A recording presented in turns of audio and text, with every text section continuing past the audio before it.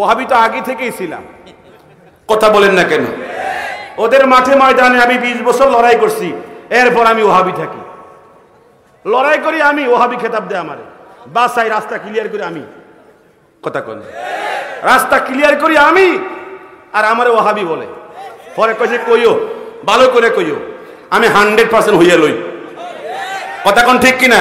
এবারে কও 100% বলো। এবারে তোমাদেরকে বাসায় আমি বাস কইরা মুনাজারা কইরা, আর তোমরা আমাকে ওহাবি কও, এবারে কও ভালো কইরা, রাস্তা ক্লিয়ার করে দিছি, কথা কোন ঠিক কিনা? একটা আজানে কেমন দিয়ে কও, জামাত কায়েম করে বলো, কোনো সমস্যা নাই। আমি বললাম মিলাদ ক্যাম্প হাদিস কোরআনে নাই, কও ওহাবি। আমি বললাম ঈদে মিলাদুন নবী ফাও কথা, কথা কোন না, কও ওহাবি। আরে এটা কইলে ওহাবি হয় কেন? এটা কি ওহাবির আলামত নাকি? হ্যাঁ, এটা কি ওহাবির আলামত? জায়গা পায় না, মূর্খতার জাহালতের মধ্যে ডুবে আছে। আল্লাহ হেফাজত করুন। একটা আমিন বলেন জোরে। আলহামদুলিল্লাহি নাহমাদুহু ওয়া নাস্তাঈনুহু ওয়া নাস্তাগফিরুহু ওয়া নাউযু বিল্লাহি মিন শুরুরি আনফুসিনা ওয়া মিন সাইয়্যাতি আ'মালিনা। من يهده الله فلا مضل له ومن يضلله فلا هادي له ونشهد أن لا إله إلا الله وحده لا شريك له ونشهد أن سيدنا وحبيبنا وطبيبنا وطبيب قلوبنا ومرشدنا ومولانا محمدا عبده ورسوله صلى الله عليه وعلى آله وأصحابه وبارك وسلم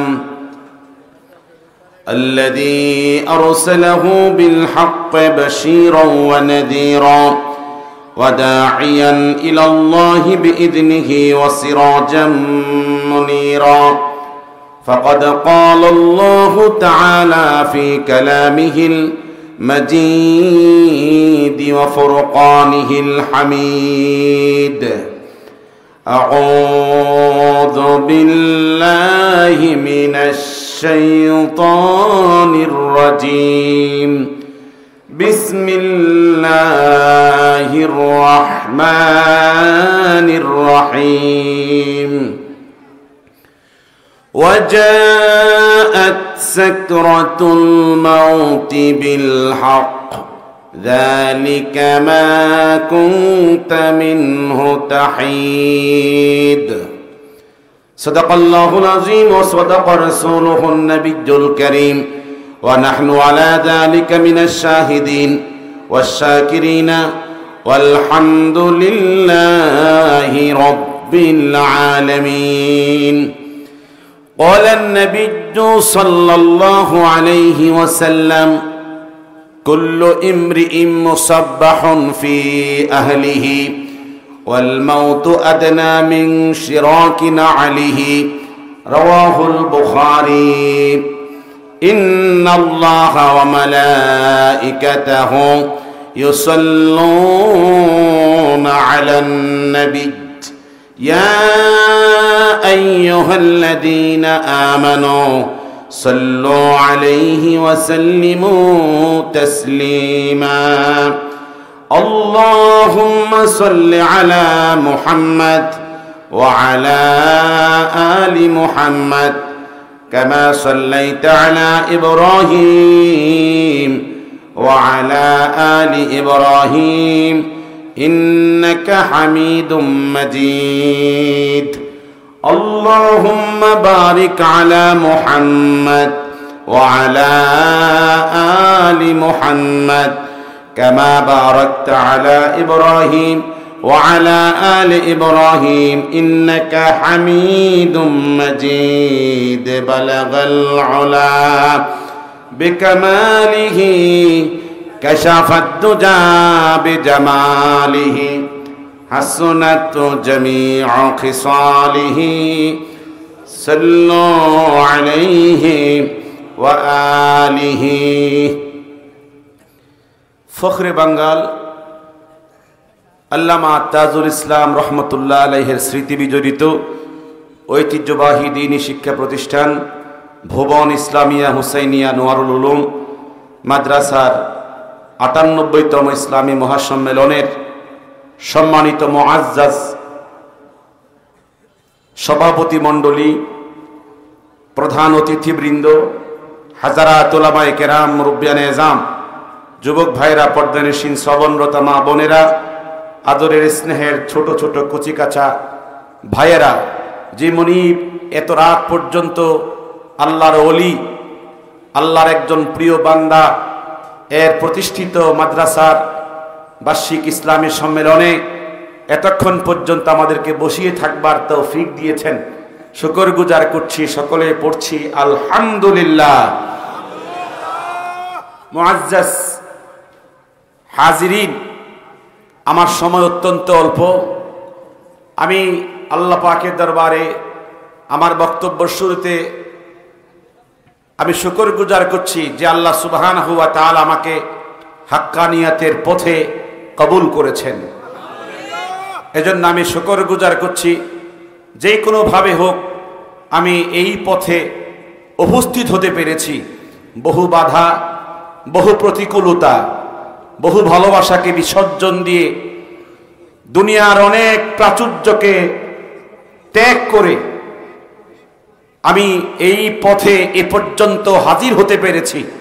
এজন্য শুকরগুজার করছি মনিবের দরবারে। আমি হাক্কানিয়তের সাথে আমার মৃত্যু হবে, এটা যে আল্লাহ তাআলা আমাকে কপালে রেখেছেন, এজন্য শুকরগুজার করছি। আবারও মনিবের দরবার আমি নিজের ব্যক্তিগত শুকরিয়া প্রকাশ করছি। আলহামদুলিল্লাহ। সূরাত কফ থেকে 19 নম্বর আয়াতে কারিমা তেলাওয়াত করেছি। আল্লাহ সুবহানাহু ওয়া তাআলা বলেছেন, ওয়াজাআত সাকরাতুল মাউত বিল হক, যে অবশ্যই বাস্তবিকভাবে সত্য সত্য মৃত্যুর যন্ত্রণা আসবেই। একজন মানুষ জন্মের পরে তার মৃত্যু হবে, এটাই নির্ধারিত। তবে মৃত্যুর সময় কষ্ট যন্ত্রণা হবে, এটা আল্লাহ পাক চূড়ান্তভাবে এই আয়াতের মধ্যে স্পষ্ট করে দিয়েছেন। ওয়াজাআত, মুজারে না বলে মাজি বলা হয়েছে।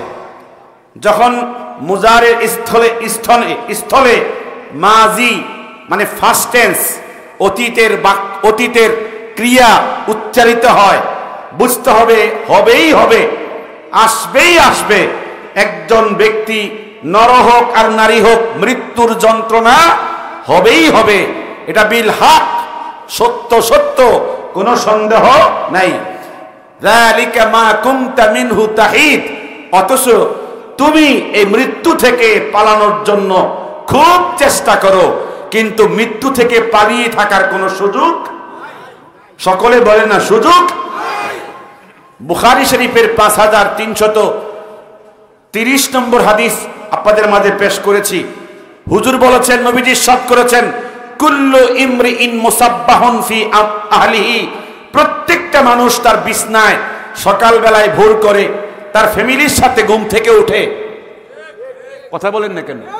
প্রত্যেকেই তার ফ্যামিলির সাথে, তার পরিবারের মধ্যে সকালবেলায় ঘুম থেকে জাগ্রত হয়, তার বিছনা থেকে ঘুম থেকে ওঠে। ওয়াল মাউতু আদনা মিন শিরাকি নালিহি, অথচ মৃত্যু জুতা তার পিতা যেরকম কাছাকাছি, তার থেকেও মৃত্যু ওই বান্দার নিকটে থাকে। এই হাদিস আর এই আয়াতে কারিমার উপর আবর্তন করে আমি কিছু কথা কোরআন সুন্নাহ থেকে বলার চেষ্টা করব।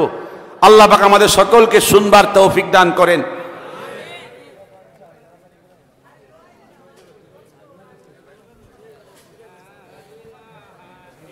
শুনেন, কারেন্ট চলে গেলে জিকির করে অনেকে, এটা জিকিরে তো বিপদে পড়ছে না? কথা বুঝছেন? কারেন্ট চলে গেলে অথবা ডিস্টার্ব করলে জিকির করে, এটা কোন ধরনের জিকির? জিকির করে জিকির চালায় দেয়। এটা এক ধরনের জিকিরের সাথে কোনো রকম কি হয়, আমার কাছে একটু দৃষ্টিকটু মনে হয়। তারপরও প্রত্যেকের জিম্মাদারি যে জিকির করলে অসুবিধা নাই, যেন ডিস্টার্ব না হয়। হাদিসটা বলছিলাম সহিহ বুখারীর 5330 নম্বর হাদিস। আরেকখানে হাদিস শরীফ শুনেন, নবীজি বলেছেন, ইবনু মাজার 4619 নম্বর হাদিস, নবীজি বলেছেন, ইয়া ইখওয়ানি, ও আমার উম্মতেরা, লিমিসলি হাযা ফাআইদ্দু, তোমরা এই মৃত্যুর জন্য, এই কবরের জন্য পরিপূর্ণ প্রস্তুত হও, পরিপূর্ণ প্রস্তুত হও। এই বিশাল ভরা মাহফিলে যদি আজকে বলা হয় আপনি 1 ঘন্টা পরে মারা যাবেন, আপনি কি পরিপূর্ণ প্রস্তুতি নিয়েছেন? কয়জন হাত তুলতে পারবেন? কয়জন হাত তুলতে পারবেন? নবীজি বলেছেন, ইয়া ইখওয়ানি, আমার উম্মতেরা, লিমিসলি হাযা, এই কবরের জন্য, এই মৃত্যুর জন্য, ফাআইদ্দু, পুরোপুরি প্রস্তুতি গ্রহণ করো। আসলে মূলত আমরা মনে করি আমি 2-4-5 বছর বাঁচবো আর একটু পরে প্রস্তুতি নিব, কিন্তু মৃত্যু যে আমার জুতার পিতা যেরকম নিকটে থাকে এটা আমার তো জানা থাকে না। এজন্য নবীজি বলেছেন, যখন তখন যে কোনো টাইমে তুমি মৃত্যুর জন্য প্রস্তুতি নিয়া প্রস্তুত থাইকো, যেন তুমি মৃত্যুর সাথে সাথে আল্লাহর মোলাকাত পেতে পারো। শুআবুল ঈমান 5 লক্ষ হাদিসের হাফেজ ইমাম বাইহাকি, তিনি শুআবুল ঈমানের 9136 নম্বর হাদিসে বর্ণনা করেছেন, নবীজি ইরশাদ করেছেন, তুহফাতুল মুমিনে আল মাউতু, একজন মুমিনের চূড়ান্ত সফলতা হলো, চূড়ান্ত উপহার, চূড়ান্ত হাদিয়া হলো মৃত্যু। নবীজি এখানে উম্মতকে শুভ সংবাদ দিয়েছেন, মৃত্যু নিয়ে ভয় পাইও না, মৃত্যু নিয়ে ভয়ঙ্কর জিনিস নিয়ে মাথায় টেনশন করো না। তোমার ইমানদারের জন্য আল্লাহর দেওয়া সবচেয়ে বড় হাদিয়া, সবচেয়ে বড় নিয়ামত, সবচেয়ে বড় তোহফা, এটা হলো মৃত্যু। কথা বলেন না কেন? তাহলে মৃত্যু থেকে যে একটা ভয় ছিল, এই হাদিস থেকে উঠাই দিয়েছেন নবীজি। আমনে মৃত্যু নিয়ে ভয় পাওয়ার কিছু নাই, মৃত্যু তো হবেই, তবে মৃত্যু একজন ইমানদারের জন্য সবচেয়ে বড় উপহার। মোল্লা আলী কারি হাদিসের ব্যাখ্যায় লিখেছেন, মিরকাতুল মাফাতিহের 6ষ্ঠ খণ্ডে লিখেছেন, লিআন্নাহু ওয়াসিলাতুস সাআদাতিল আবাদিয়্যাতি ওয়া যারিয়াতুল উসুলি ইলা মাহদারিল কুদসে ওয়া মাহফালিল ইনসে। ইমাম মোল্লা আলী কারি বলেছেন, এই মৃত্যু একটা সেতু, একটা ব্রিজ, এপার থেকে ওপারে চলে গেলে লোকটা আল্লাহর জন্য, আল্লাহর জান্নাতে, আল্লাহর সন্তুষ্টি জান্নাতে প্রবেশ করতে পারে। কথা বলেন ঠিক কিনা? লিআন্নাহু ওয়াসিলাতুস সাআদাতিল আবাদিয়্যাতি, চূড়ান্ত সফলতা, চূড়ান্ত বিজয়, চূড়ান্ত সাকসেস ওই ব্যক্তি হতে পারে যে মৃত্যু নামক সেতু পার হয়ে আল্লাহর সাথে মুলাকাত করে। ওয়া যারিয়াতুল উসুলি, এবং আল্লাহ ইলা মাহদারিল কুদসে, আল্লাহর সামনে হাজির হওয়ার জন্য এটা হলো জারিয়া, এটা হলো ওসিলা, এর মাধ্যমে ব্যক্তি আল্লাহর মাবুদের কি হয়ে যায়, মুলাকাত পেয়ে যায়। ঠিক কি না? তাহলে মৃত্যু কি কোনো ভয়ের জিনিস? যে প্রস্তুতি নিয়ে রইছে এর জন্য মৃত্যু হাদিয়া, আর যে প্রস্তুত না, অপ্রস্তুত, হজ ফরজ হয়েছে হজ করে নাই, নামাজ ফরজ হয়েছে নামাজ পড়ে নাই, তার হালাল উপার্জনের জন্য প্রয়োজন ছিল, হালাল উপার্জন করে নাই, যেই ব্যক্তি মৃত্যু থেকে গাফেল, সেই ব্যক্তির জন্য মৃত্যু ভয়ঙ্কর জিনিস। আর যে মৃত্যুর জন্য প্রস্তুতি নিয়ে রয়েছে সেই ব্যক্তির জন্য মৃত্যু হচ্ছে হাদিয়া। ঠিক কিনা? বিশুদ্ধ বর্ণনা সহিহ বুখারী 6029 নম্বর হাদিস, عن عائشة رضي الله تعالى عنها قالت إن رسول الله صلى الله عليه وسلم كان بين يديه ركوة أو علبة فيها ماء। নবীজির মৃত্যুর সময় কেমন ছিল একটা হাদিস শরীফ মনোযোগ দিয়ে শুনেন। নবীজির প্রিয়তমা স্ত্রী আমাদের মা আয়েশা সিদ্দিকা রাদিয়াল্লাহু তাআলা আনহা বলেন, ইন্না রাসূলুল্লাহি সাল্লাল্লাহু আলাইহি ওয়াসাল্লাম, হুজুর যখন ইন্তিকালের সময়, মৃত্যুর সময়, যারা বাতিল ফেরকার মধ্যে আছে তারা আমার নবীর সাথে মৃত্যু শব্দ ব্যবহার করে না। তারা বলে মৃত্যু বললে হুজুরের সম্মান কমে যায়, অথচ আল্লাহ তাআলা বলেছেন ইন্নাকা মাইয়িতুন ওয়া ইন্নাহুম মাইয়িতুন, অতি ভক্তি সুরের লক্ষণ। বোঝেন নাই? হুজুরকে আমরা সম্মান করি, মোহাব্বত করি, ভালোবাসি, অতএব হুজুর মৃত্যুবরণ করে নাই, হুজুর পর্দা করছে। বেয়াদব। কোরআনের আয়াত স্বীকার করে তুমি এখন পর্দা কথা বলো। ইন্নাকা মাইয়িতু ওয়া ইন্নাহুম মাইয়িতুন, কথা কয় না? আফা ইম্মাতা আও কুতিলা, যদি আপনি মৃত্যুবরণ করেন অথবা আপনি শহীদ হয়ে যান, মৃত্যু শব্দ আল্লাহ নিজে বলেছেন, আর তুমি এখানে সম্মান দেখাও। আমরা সম্মান দেখাই না, কথা কর না। অতএব কুল্লু নাফসিন যায়িকাতুল মাউত, তুমি কোন আয়াত স্বীকার করে ভালোবাসা দেখাও, কথা কর না। এই ওয়াজ শুনবে তো কালকে কব আমি ওহাবি। কি হয়েছে? ওহাবি অনেক অসুবিধা কি? ওহাবি তো আগে থেকেই ছিলাম। কথা বলেন না কেন? ওদের মাঠে ময়দানে আমি 20 বছর লড়াই করছি, এরপর আমি ওহাবি থাকি। লড়াই করি আমি, ওহাবি খেতাব দেয় আমারে। বাসাই রাস্তা ক্লিয়ার করি আমি, কথা কর না। রাস্তা ক্লিয়ার করি আমি, আর আমারে ওহাবি বলে। পরে কইছে কইও, ভালো করে কইও, আমি 100% হইয়া লই। কথা কোন ঠিক কিনা? এবারে কও 100% বলো। এবারে তোমাদেরকে বাসায় আমি বাস কইরা মুনাজারা কইরা, আর তোমরা আমাকে ওহাবি কও। এবারে কও ভালো কইরা, রাস্তা ক্লিয়ার করে দিছি, কথা কোন ঠিক কিনা? একটা আজানে কেমন দিয়ে কও, জামাত কায়েম করে বলো, কোন সমস্যা নাই। আমি বললাম মিলাদ ক্যাম্প হাদিস কোরআনে নাই, কও ওহাবি। আমি বললাম ঈদে মিলাদুন নবী ফাও কথা, কথা কোন না, কও ওহাবি। আর এটা কইলে ওহাবি হয় কেন? এটা কি ওহাবির আলামত নাকি? হ্যাঁ, এটা কি ওহাবির আলামত? জায়গা পায় না, মূর্খতার জাহালতের মধ্যে ডুবে আছে। আল্লাহ হেফাজত করুন। একটা আমিন বলেন জোরে। তো বলছিলাম নবীজি হাদিসটা খুব খেয়াল করেন, নবীজি কি বলছেন খুব মনোযোগ দিয়ে শোনেন। আয়েশা সিদ্দিকা বলেন যে ইন্না রাসূলুল্লাহ সাল্লাল্লাহু আলাইহি সাল্লাম কানা বাইনা ইয়াদাইহি রাকওয়াতুন আও উলবাতুন ফিহা মা, ইন্তিকালের সময়, মৃত্যুর সময় নবীজির সামনে একটা পানির পেয়ালা ছিল। কিসের পেয়ালা কোন? পানির পাত্র ছিল। ফাজআলা ইউদখিলু ইয়াদাইহি ফিহা ফিল মা, হুজুর মৃত্যুর যন্ত্রণা থেকে নিজেকে মুক্তির জন্য, একটু সামান্য উপকার হাসিল করার জন্য ফাজআলা ইউদখিলু ইয়াদাইহি ফিল মা, এই পাত্রের মধ্যে, পানির মধ্যে হাত ঢুকাচ্ছেন। কি ঢুকাইতেছেন? হাত মোবারক ঢুকাচ্ছিলেন। ফায়ামসাহু বিহিমা ওয়াজহাহু, হুজুরের হাত মোবারক পানিতে ঢুকাইয়া আবার পানি থেকে বের করে চেহারা মোবারকের মধ্যে ভিজা হাত মোবারক দিয়া মুছতেছেন, যাতে করে একটু কষ্টটা কম লাগে। দেখবেন প্রচন্ড গরমের মধ্যে ঠান্ডা পানি লাগলে ভালো লাগে, লাগে কিনা বলে?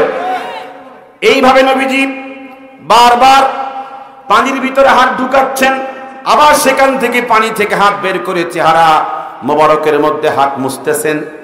সুম্মা ইয়াকুল, এরপরে বলতেছেন লা ইলাহা ইল্লাল্লাহ ইন্না লিল মাউতে সাকারাত।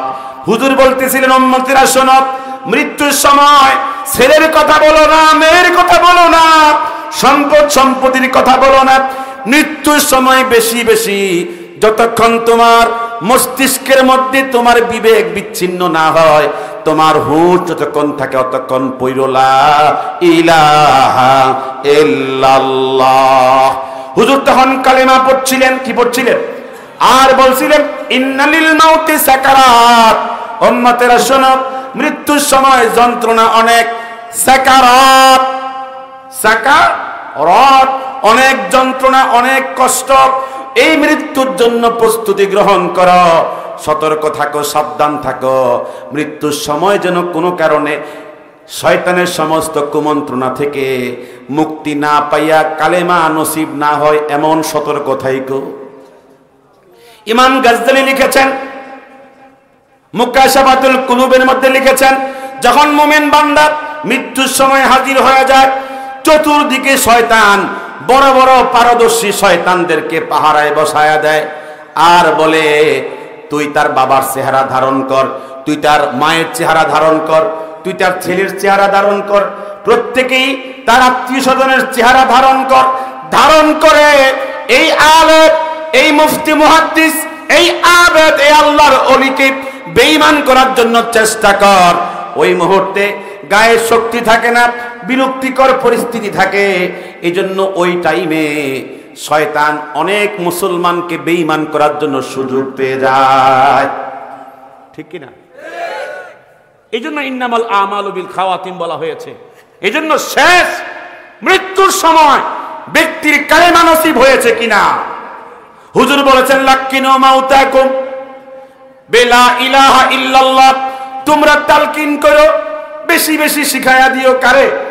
যে মারাজে মওতের মধ্যে আছে, বেশি বেশি শিখায়া দিও এই কালেমা লা ইলাহা ইল্লাল্লাহ, যেন শয়তান তার অন্তর থেকে কালেমা ছুটাইতে না পারে। বেশি বেশি তালকিন করো। আমরা বলি আলহামদুলিল্লাহ। সহিহ হাদিসের মধ্যে বর্ণিত, ইমাম তিরমিজি 5-6 লক্ষ হাদিসের হাফেজ, তিনি বর্ণনা করেছেন, আনা আয়েশা রাদিয়াল্লাহু তাআলা আনহা قالت سمعت رسول الله صلى الله عليه وسلم يقول اللهم إني أعوذ بك من سكرات الموت। এই দোয়াটা আজকে এই মুহূর্তে মুখস্থ করে নিয়েন, কাজে লাগবে। কষ্ট হচ্ছে আপনাদের? কি সমস্যা হচ্ছে আপনাদের? হাদিস খানা বর্ণিত সহিহ সনদে, নবীজির স্ত্রী আয়েশা সিদ্দিকা বলেন, আমি নবীজিকে বলতে শুনেছি, হুজুরের জিন্দেগিতে যখনই নবীজি সুযোগ পাইতেন এই দোয়া পড়তেন, আল্লাহুম্মা ইন্নী আউযু বিকা মিন সাকারাতিল মাউত।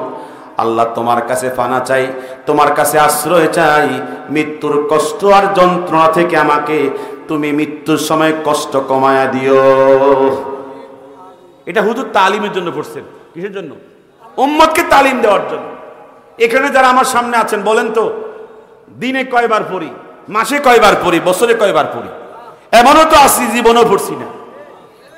কথা কোন আসি না? এই যে মৃত্যু নামক এই জায়গা দিয়ে আমাকে ঢুকতে হবে, আমি কয়দিন এই দোয়াটা পড়েছি? হুজুর নিজে বলেছেন, আল্লাহুম্মা ইন্নী আউযু বিকা মিন সাকারাতিল মাউত, আল্লাহ আমাকে মৃত্যুর কষ্ট থেকে বাঁচায় দিন। বাবা, আমি 40টা হাদিস এই মৃত্যুর কষ্টের উপরে মুখস্থ করেছি, শুধু এই বিষয়ের উপরে। এমন কোনো বাংলাদেশের মাঠ নাই আমি হাদিসগুলো বললে সাধারণ লোকেরা শুনবে, কারণ সাধারণ লোকরা শুধুমাত্র কিসসা কাহিনী, কোন হুজুরের সুর বেশি, কোন হুজুরের টান বেশি, কথা বলি।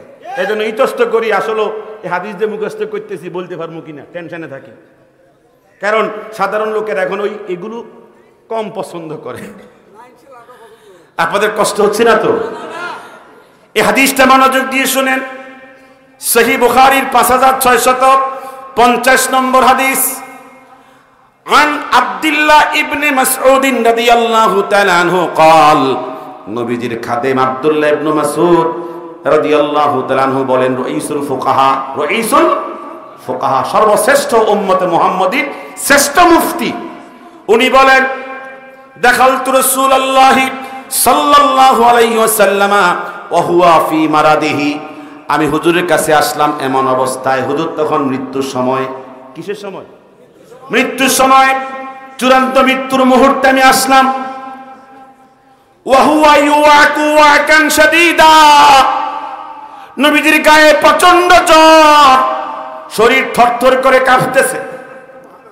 ওয়া হুয়া ইউআকু ওয়াকান শাদীদা, প্রচন্ড জ্বর, প্রচন্ড শরীর উত্তাপ। ফাকুলতু ইয়া রাসূলুল্লাহ ইন্নাকা লা তুআকু ওয়াকান শাদীদা, হুজুর আপনি এমন একটা অবস্থার মধ্যে আছেন, আপনি প্রচন্ড অসুস্থ, আপনার গায়ে প্রচন্ড জ্বর, আপনার শরীর জ্বরের প্রচন্ডতায় কাঁপতেছে। হুজুর তখন মুস্কি হাসলেন আর বললেন, ও আমার সাহাবী আব্দুল্লাহ ইবনে মাসউদ, এটা মৃত্যুর যন্ত্রণা। কথা কন না?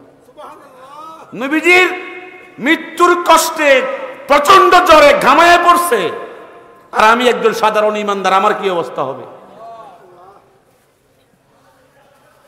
তখন আব্দুল্লাহ বলতেছি, ইয়া রাসূলুল্লাহ ইন্না লাকা লা আজরাইন, আমার মনে মনে এই খেয়াল, আল্লাহ তাআলা আপনাকে এই সবরের জন্য দুই ধরনের পুরস্কার দিবেন।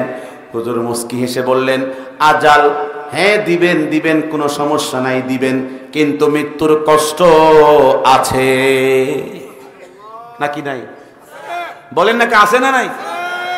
ইমাম নাসাই সুনান গ্রন্থের মধ্যে হাদিস বর্ণনা করেছেন সহিহ সনদ, আন উবাইদুল্লাহ ইবনে আব্দুল্লাহ ইবনে উতবা, নবীজির একজন বিশিষ্ট সাহাবী উবাইদুল্লাহ ইবনে আব্দুল্লাহ ইবনে উতবা বলেন, দেখালতু আলা আয়েশাতা, আমি নবীজির স্ত্রীর কাছে প্রবেশ করলাম।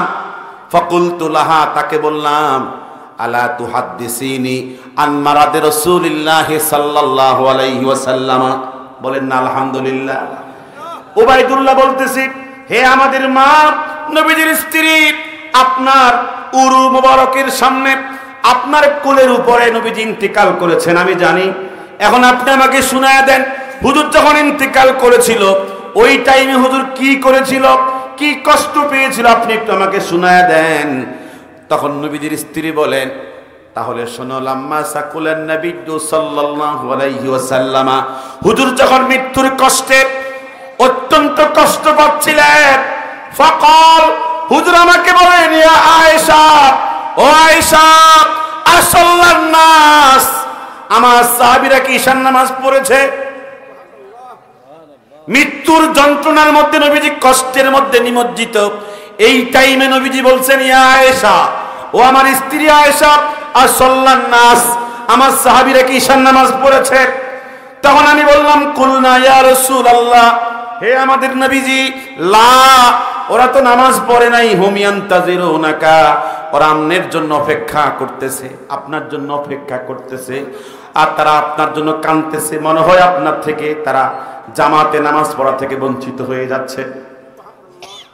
এই বক্তব্য শুনবার পরে হুজুর বললেন, দাউলি দাউলি মা আনফিল মিখদাব, তোমরা অজুর পাত্রের মধ্যে অজুর পানি প্রস্তুত করে নাও।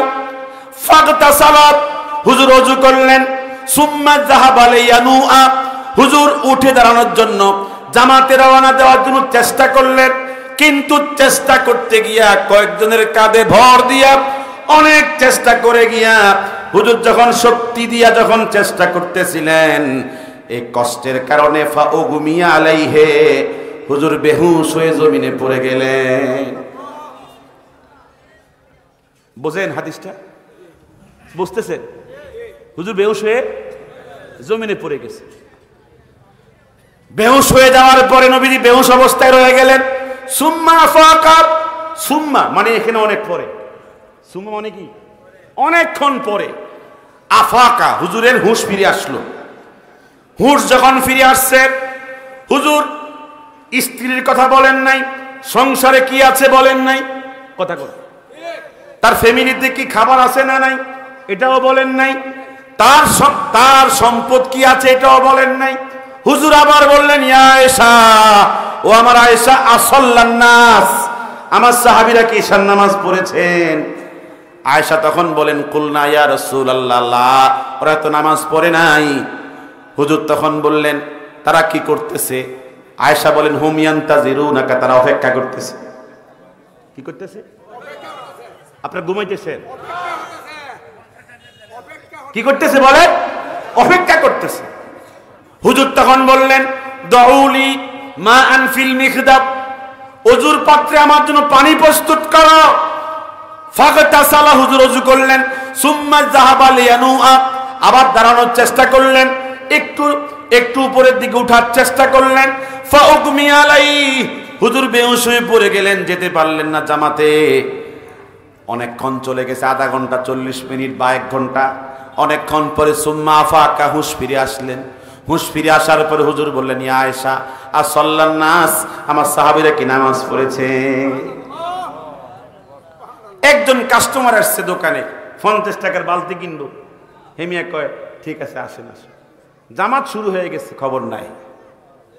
একজন স্কলার বাংলাদেশে ছিল, মারা গেছে, ডক্টর আব্দুল্লাহ জাহাঙ্গীর, নাব্বারাল্লাহু মারকাদাহু ওয়া জাআলাল জান্নাতা মাসওয়াহু। আমি তাকে ব্যক্তিগতভাবে চিনি। অনেক বড় পণ্ডিত ছিলেন, আলেম ছিলেন, হাদিসের বড় বিশারদ ছিলেন। তার হাদিসের পাণ্ডিত্য আমাকে মুগ্ধ করে ফেলেছে। অনেক বড় মাহের, তিনি হাদিস বিশ্লেষক ছিলেন।